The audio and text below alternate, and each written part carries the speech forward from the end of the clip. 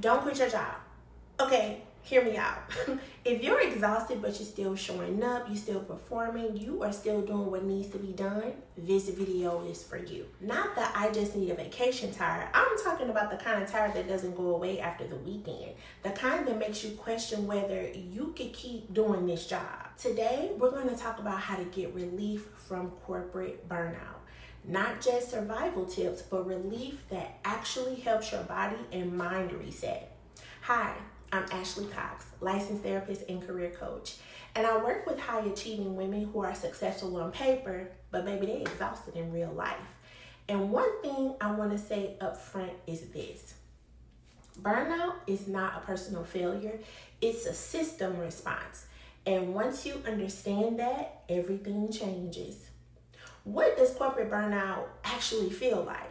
Burnout doesn't always look dramatic.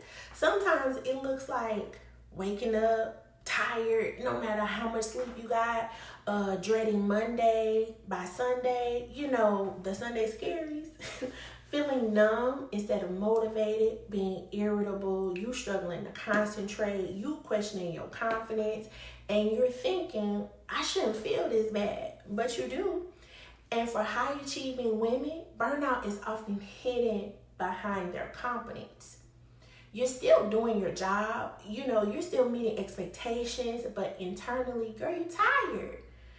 Why does corporate burnout hit high-achieving women harder? A lot of women I work with were taught to be responsible, professional, grateful. So when burnout hits, you don't slow down, you push harder. You tell yourself, I just need to be stronger. God ain't gonna put nothing on me that I can't handle. Other people have it worse. At least I have a job. But here's the truth. You cannot mindset your way out of a nervous system that's overwhelmed. Burnout is physiological, it's emotional, it's cumulative, and relief has to meet it at that level. Before we talk about what helps, let's talk about what won't help. Burnout does not get fixed by a single vacation, a long weekend, your bubble baths, being more positive, you pushing through, or you ignoring your body. Those things might help temporarily, but real burnout is going to come back as soon as you return to that job. And relief requires change, not just rest. So step one, give your body immediate relief, not anything permanent yet. When you're burnt out, your nervous system is in overdrive. So the first step is not problem solving, you gotta regulate yourself.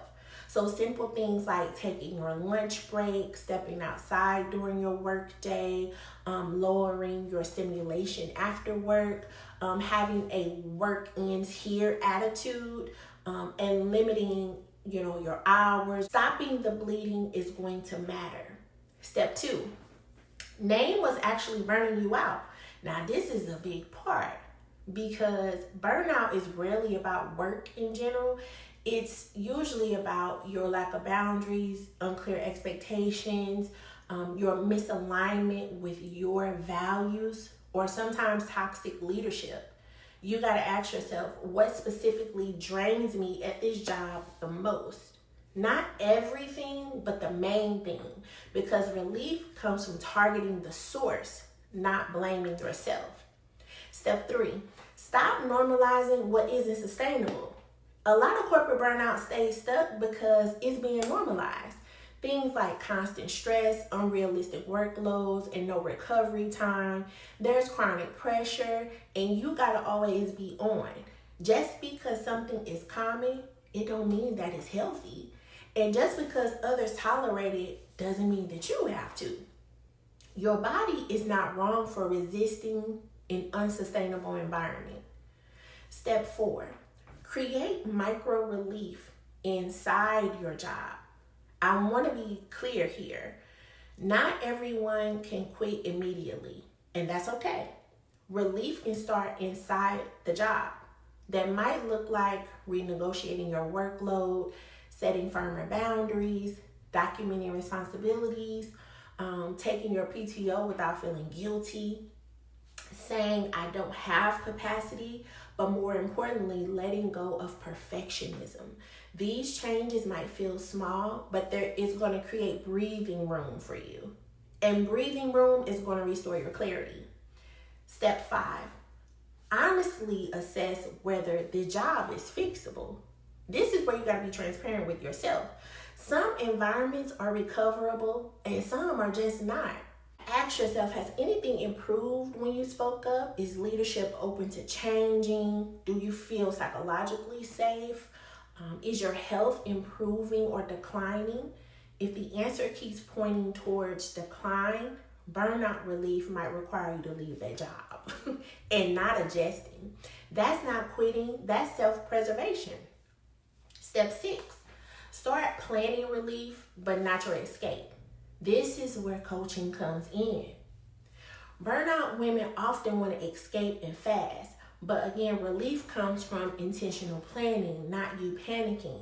That might mean that you quietly update your resume, you start to network slowly, you redefine what success really means to you, and you might consider a pivot with the timeline that's realistic. Relief increases when you feel that you have a choice. I want to say this honestly.